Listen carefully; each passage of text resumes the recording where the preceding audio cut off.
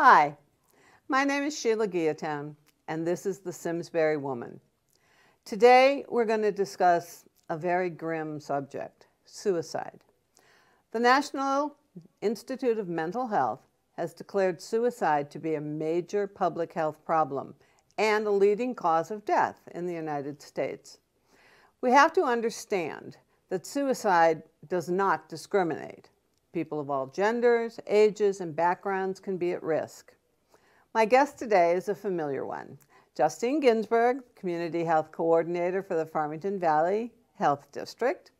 Justine is very involved with suicide prevention and teaches a very important class instructing everyone how to recognize the danger signs. Today will be a shortened version of her class, which she insisted that I take and become certified, which I did. I have my little certificate, before we filmed the show. The causes of suicide are complex. The suicide will have a lasting effect on families and communities. The goal of suicide prevention is simple: reduce factors that increase risk and increase factors that promote resilience. Before we start our discussion, I'd like to show our viewers a film that Justine uses in her classes. Research shows that the odds of surviving a heart attack in a public place are 10 times greater in regions where thousands of ordinary citizens are trained in CPR. It's called bystander rescue. When someone shows signs of experiencing cardiac arrest, the response of nearby friends, family, or coworkers is critical. The effective use of CPR doubles or triples one's chances of surviving a heart attack. Like CPR, QPR is an emergency intervention for someone experiencing a life-threatening crisis. QPR is easy to learn and easy to remember, but it takes courage to overcome our fears about reaching out to help someone who may be considering suicide. Research also shows that where QPR is widely taught, suicide attempts and deaths decrease. Just like CPR, QPR requires quick, bold, and informed action. Because suicide, like heart attacks, remains a rare event, we must train hundreds to save one, thousands to save hundreds, and millions to save thousands. There is an old Welsh saying, "No great misery goes unspoken." When we have a toothache, we tell people. We don't hide our pain. But because of the stigma and taboo around the word suicide, many people considering suicide don't speak plainly about their suffering. They fear our rejection. They fear that if they say something, we will ridicule them or make fun of them. As a result, people thinking about suicide often use indirect language. They hint at what they're thinking of doing. They send us coded messages, and they suffer in silence. Called suicide warning signs, QPR training teaches you how to recognize these warning signs, quickly decode them, and then question the person in an informed and compassionate manner to learn if they are considering suicide. Just as talking about physical pain helps diminish it, talking about suicide with someone willing and able to listen reduces psychological pain almost immediately. Trained QPR gatekeepers are merchants of hope, and hope helps prevent suicide. Millions of people have now been trained in QPR. Rigorous independent research studies support QPR as effective, and thousands of personal stories assure us that QPR is saving lives. When you use QPR, not everyone will be suicidal. Some people are simply stressed to the breaking point, but they still need help. Help you can give. Please note that you cannot put the idea of suicide into someone's mind. People are either thinking about suicide or they're not. The fear of putting the idea of suicide into someone's head is a myth that keeps us from acting when we should do just the opposite. QPR is a universal intervention for people in pain, whether they're thinking about suicide or not. While it takes a special courage to overcome our fears, we will teach you how to ask about suicide and to offer hope through listening. Listening is the power tool that restores hope in the hopeless. We know you can do this, and we will show you how. Preventing suicide. It's what people do.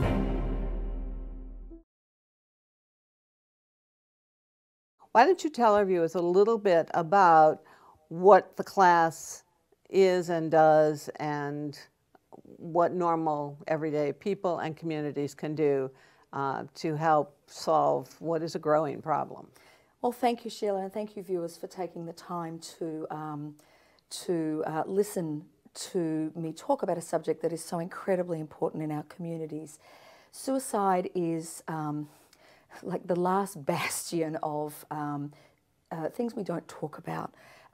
Communities, families, schools, workplaces are incredibly reluctant to discuss suicide because of the stigma that is associated with it. And QPR, which is an evidence-based program that is a suicide prevention workshop, in 90 minutes a person can learn how to ask the question about if somebody is suicidal, how to learn to persuade somebody to get the help that they need, and to be able to refer them to the place that they're able to get the most expert handling for the situation at hand.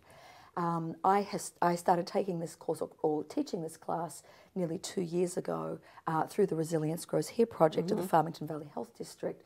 And in nearly 2 years, we've trained nearly 600 members of the Farmington Valley. We have much more work to do, but suicide truly is an ever-increasing issue in our society. When you come and attend the class, it's a 90-minute workshop which allows you to have those tools. You start to discover how much of an issue it is. And I think, Sheila, when you and I first talked, I think I made the sweeping statement that pretty much everybody knows someone who took their life. You did, and I very boldly said, well, I don't. And then it was like, oh, yeah, you're right. I do know someone. It was kind of a surprise when I thought about it. Yeah, and look, when you think about just how many suicides there are, and more importantly, how many attempted suicides there are in the US every year, it really does touch everybody's life. And suicide is like the drug and alcohol epidemic. It doesn't discriminate. Nobody is safe from being affected. Every community, every school, every workplace has experienced either a loss or a potential loss based upon suicide. And I think what's important to understand about suicide and helping to reduce the stigma is suicide is not the problem. Why is there a stigma? Well, Exactly. I think there's a stigma with anything. That has to be historical, but yeah. Well, there's a stigma for multiple reasons. First of all, people, the survivors, often are left feeling incredibly guilty and are left feeling as though, why didn't I know? You know, why didn't I know? Or why would you choose to leave me? And that is a normal reaction to grief and loss, as we know. But you know, suicide, because it hasn't been discussed, it feels like it's this modern day epidemic, but suicide is as old as time. I mean, we look back in the historical literature, it's been happening forever. We just haven't talked about it. Right. We do know that there is an increase in suicides within our communities, and much of that has to do with the drug and alcohol epidemic that we are facing in this country and actually across the developed world. It also has to do with an increase in the amount of mental health challenges that particularly our youth are facing. We are seeing a real uptick and upswing in anxiety-related depressions that are happening with our youth, and much of that has to do, and again, this is anecdotal, and you know, we could, this is another whole show to sit and talk about, you know, the isolation that's happening with the increase in social media. That in itself is a risk factor for the youth and also for our elderly populations. Sure. But I think what I wanted to do for the viewers today is really to set the stage, and I'm going to refer to my notes because whenever I talk about statistics, I want to make sure I get them right because I have a lot of numbers that fly around in my head. So I suppose the most important thing to say about statistical data about suicides is we know it's inaccurate, and the American Foundation for Suicide Prevention puts out statistics every year, but we know without question we are not capturing accurately the number of suicides that happen. Well, you absolutely blew my mind because I drive all the time. When you told me, and it suddenly occurred to me, wow, that would be so easy, that a lot of suicides go unreported. Absolutely. And look, from an investigative perspective for our police, it can be very complicated sometimes to work out what's happened. Sure. We often don't delve backwards into somebody's psychological well-being. Equally, my background, I'm a registered nurse by trade. I worked for many years in emergency medicine and intensive care, and I can say unequivocally, and not without a burden of some guilt, that there would have been many cases that I would have treated in an emergency department that perhaps was an attempted suicide, and because we didn't ask, they didn't tell. Oh, okay. We have an onus of responsibility to ask the question, and often circumstances appear questionable, but we don't ask the question, so we never find out. People think they're being rude. Absolutely, and we think, again, an enormous myth is that if you ask somebody if they're suicidal, if they're not, you will drive them to be suicidal. That's not the way it happens. Okay. We know from working with people who have been suicidal, who have perhaps attempted to take their life and have survived, that suicide is not the problem. Suicide is a permanent solution to a temporary problem. Okay. So the period of being suicidal is temporary, and our role as healthcare providers, our role as family members, our role as a community is to wrap around a person during that period of time when they are feeling hopeless and isolated, and that there is no other answer to whatever the problem that they're facing. That taking their life seems to be the best solution for them. If we wrap around them at that point and help to deal with whatever the underlying problem is, we know that the suicidal ideation eventually resolves. Now, it always amazes me that someone, who a mother, a father, puts, it almost seems selfish in a way. And I don't mean to denigrate, anyone, because I understand it is a mental problem, but it almost seems selfish that, it's a problem you're having, but it's going to affect all these other people. And look, I think the way to look at this is whenever somebody is facing some sort of a mental health crisis, and ultimately when someone is suicidal, there is something that's happening in their life that they feel unable to face or control. And any one of us have felt that at any time in our lives. Sure. And part of the suicide prevention training is helping to put the general community into the role of how have you felt at a time when everything was going wrong in your life, when things were spiraling out of control. All of us have had that awful feeling of, I don't know how to get out of this. I don't know what to do next. That feeling has been magnified in a person who's suicidal. And what happens is, because there is so much stigma associated with mental health, people are reluctant to ask for help. People are embarrassed to ask for help. There's no... We know in hindsight, of course, if only we'd known we could have done this, we could have done that. But because we have created an environment that it is difficult to ask for help, or we make people feel shamed because they can't cope on their own, that creates a situation of isolation. And we know that people who are suicidal could be standing in the middle of New York, in the middle of New Year's, and they can feel alone. Really? Because nobody can see the pain they're feeling on the inside. So you can be in a crowded room and feel like nobody sees you. Okay. Which is the key to learning to ask the question. Right. Because we know that if somebody has the courage to ask the question, if somebody truly is suicidal, it's like somebody throwing a life buoy. Okay. Finally, somebody sees me. Oh, okay. Somebody sees the pain I'm suffering, and you can at least begin to have the conversation. Now, if you've misread the situation and somebody's not suicidal, you're not going to make them suicidal by asking the question. Okay. In fact, you're going to then be able to spark a conversation that says, oh my God, I didn't realize you thought that was how I was feeling. Oh, okay. What's been going on in your life? Yeah. We need to be having these conversations in communities. This is probably not a question you can answer. Sure. But what is it? Is it in the brain or in the background or upbringing? Why are some people suicidal and it's other people going through exactly the same thing? The old question of resilience. And I really do err from attaching the word resilience to people who are struggling with mental health issues and potential suicidal ideations, because they're not lacking in resilience. But I think as a community, we have become less skilled at using a toolbox of tools to deal with adversity. I think modern society is moving at such a rapid pace that we are less good at self-care. We're less good at taking time out to say, you know what, I'm feeling overwhelmed right about now. I need to take a break. I need to look after myself. I need to eat better, exercise more. I mean, the pressures of modernity have really increased the rate at which all of us are moving. And the isolation, I think, social media is got to play a part in it. My husband who was a software engineer, was saying he was watching at a cafeteria one day, and a group of younger, you know, not teens, but 20-ish people came in, and they all, you know, the older people were sitting over here and they were chatting, and because it was lunchtime. Exactly. He said he looked over and every single one of them at the table was, you know, there was zero conversation.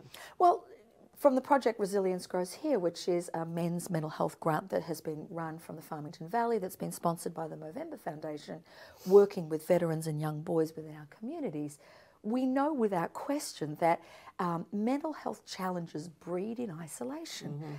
The lack of connectivity in our communities is what makes people feel isolated. And you think about it. And this is perhaps why traditionally women have often been better at dealing with certain challenges, because women do a lot of talking. Women do this. You know, we check in with one another, and we're happy to have a 3-hour lunch and talk about the struggles in somebody's marriage or their workplace. And women are great at offering suggestions and support. What's happening in our younger segments of society, what's happening with a lot of the males in our society, is this. We completely isolate. And I was teaching a group of middle schoolers the other day, and we were joking, or I thought I was joking, only to be told that I was just old and hadn't caught up with the latest trends, that we can have a conversation in emojis. I mean, we don't even have words anymore. We just have pictures. I know, I heard that. And someone on TV was saying and showing, you know, a whole, you know, tweet that was all emojis, and I couldn't I had no idea what it said, and yet, you know, my daughter looked at it and went, "Oh, that just says blah blah blah blah blah," and I'm like, but you think how dehumanizing that is. So here I am having a struggle at home with my teenage daughter, and it can be summed up with 3 little round faces with funny pictures on them. That somehow talks about how I'm actually feeling. I mean, we've lost and are losing the ability to actually have the meaningful conversations that need to be had. And when you look at the social isolation that comes with technology, which can be, it's a double-edged sword. Both the amazing advances in technology have connected some people who are isolated. We have Skype and we have FaceTime, and I can be on one end of the world and FaceTime with my mother in Australia, and it kind of feels like we're together. That's a wonderful advance that connects people. But if as a young adolescent or as an elderly member of our society, if my only interactions with other people are based on a screen, we've lost the ability to have a conversation. And that really, you know, dovetails into one of the indicators for the increase in suicides that we're seeing in our youth based upon bullying. It's the cyberbullying. That's worse. It's terrifying, because once upon a time when you were at school, and let's face it, middle school is not a fun time for anybody. You know, it's a pea soup of hormones and changes, and there's all sorts of internal and external pressures happening in any young adolescent's life in middle school. But we add to that the fact that the usual social shakedown that happens at school, where there's always going to be a group that seems dominant over another. That dominance doesn't just happen in the morning when you get on the bus, while you're at school, and then when you get off the bus. It carries on into your bedroom, on your phone. It's 24 hours a day, 7 days a week, and then it's instantly shareable into multiple other homes. It's funny, because our daughter, like most young girls, you're right, middle school was horrible. And a lot of it had to do with the bus. And we solved the problem we sort of didn't solve the problem. We sort of worked around the problem. Sure. And so my husband would drive her to school. Absolutely. And I would pick her up in the morning. But that was before Facebook. Absolutely. And because now she wouldn't have gotten away from it. Absolutely. And look, the other thing that we find is happening, and again, it's because of the constant evolution of the cyber world. And look, as an educator and somebody who spends a lot of time in schools and working with communities, I keep getting surprised with the new technology. I mean, I think I'm on top of it, and then I'll be presenting, and someone will tell me about a new app, and it's like, okay, so now I've got to go back to the drawing board because I really am old. It's wonderful to be leveled by middle schoolers. Yeah. But what happens is the bullying takes a different form. It's so much easier for me to say something about you when I can't see your face, when you're not and I looking can at type me. Something abstract, and then it gets put out into Facebook or Instagram or whatever the latest app is, and then everybody else adds their 2 cents worth to that. Exactly. And then so they pile on. So then they pile on, and no one's having to look you in the face. Yeah. No one's having to see the tears well up in your Things eyes. that you would never say to someone Absolutely. To their face, you have no trouble typing. Absolutely. And look, that comes back to the spikes we're seeing in suicides in our communities. And, again, I just want to, because I know we're running close on time, by the 2016 data by the American Foundation for Suicide Prevention, we know that every 12.3 minutes in the US someone dies from suicide. Dear. We know that equates to about 43,000 people in the year of 2016. And those are the reported ones. These are the reported ones. And we know that that's suicides, but we know there was 142,000 drug and alcohol overdoses in 2016, and so many of them, in fact about a third of them, are suspected to be suicides. Yeah, okay. But again, it's murky waters. It's very difficult to report. So we look at the society in which we're living. It becomes a very complicated issue that can't just be solved by the medical community. It's everybody's responsibility. Right. And when a tragedy happens, you look at the number of social connections that somebody had, and if only somebody within that vicinity, whether it be their school, their community, their workplace, was able to, we often say, when you look back at the life of somebody after they've suicided, there's this breadcrumb trail. And it's easy to put it together in hindsight. It's a lot more difficult to see it in real time. And QPR teaches you to really look at what that breadcrumb trail might look like, and having the courage to ask the question if you're concerned. I'd like you to talk a little bit about, because one of the things you mentioned was the methodology and the differences in methodology, and I think your line about firearms was kind of... Yeah, I think it's really important to recognise that nearly 50%, so 49.9% of suicides are by firearm. We call firearm suicide deaths lethal planners. People who use firearms more often than not don't want to be interrupted or discovered. And they're usually work. Yes, and the majority of firearm-related suicides are by males. We know that access to firearms without question increases the lethal nature of a suicide attempt. There are very few people that survive an attempt with a firearm.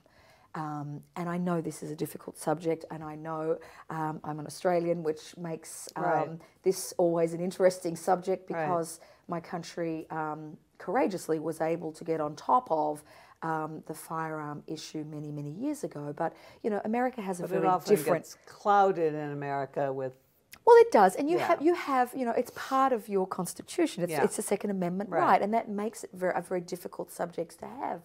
But from purely a suicide prevention stance, if we were able to secure firearms, if we were able to reduce access to firearms, we would exponentially reduce the number of successful suicide attempts, because we would remove the means. Right. So the one plea I can make to any viewer, please understand and know that if you have somebody in your life who is at risk, removing access to a firearm is the single most effective, instantly effective thing you can do. Right. Also recognizing that, particularly with our youth, if you don't have a firearm in your own home, if your friends and relatives do, if there is somebody who is intent to take their life, they will find somebody who has a firearm. Okay. So it is everybody's responsibility to ensure, if you are a firearm owner, to ensure that it is securely stored and unable to be used by somebody who wants to use it for a purpose for which it wasn't designed. Right. What's the next? I mean, I assume drugs then would be the next. Yeah. Most likely. Yes. You know, whenever we talk about suicide prevention, we try not to dwell too much on methodology, Okay. Mainly because suicide prevention is about extending hope, and it is about providing support to communities and to the members of our community who are feeling alone and isolated. I would encourage everybody within our communities to take the suicide prevention training. I strongly suggest schools have all of their staff trained. Now you've done, I have. I've done it in Simsbury, and hopefully we'll do it again. Where was that? Absolutely. We did it in Simsbury with the VFW. We actually did it over at the library on Easter Saturday, and it was incredibly successful. We had members of from all walks of life. We very successfully worked with the East Granby school system. Okay. All of the middle school and all of the high school staff have been trained in QPR.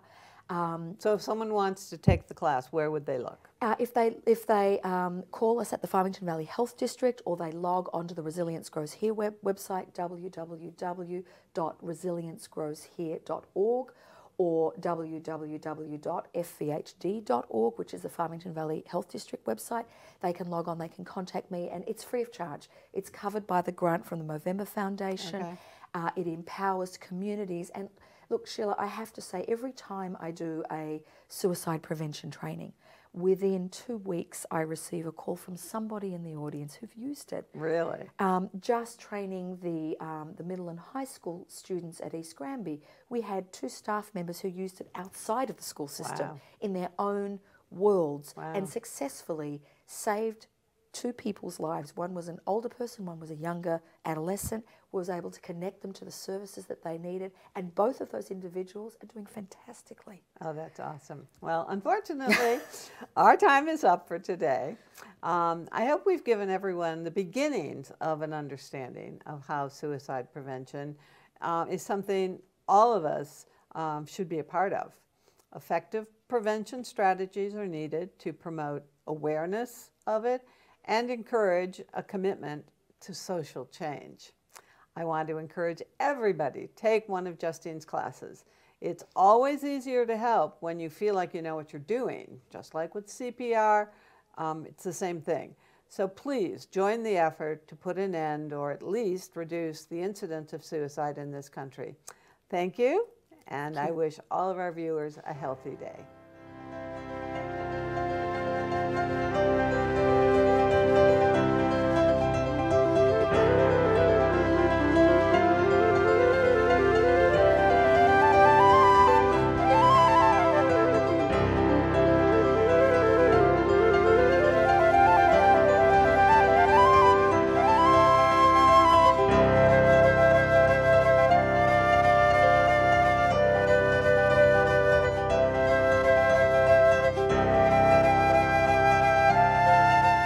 Funding for Simsbury Community Television is provided in part by contributions from viewers like you. Thank you.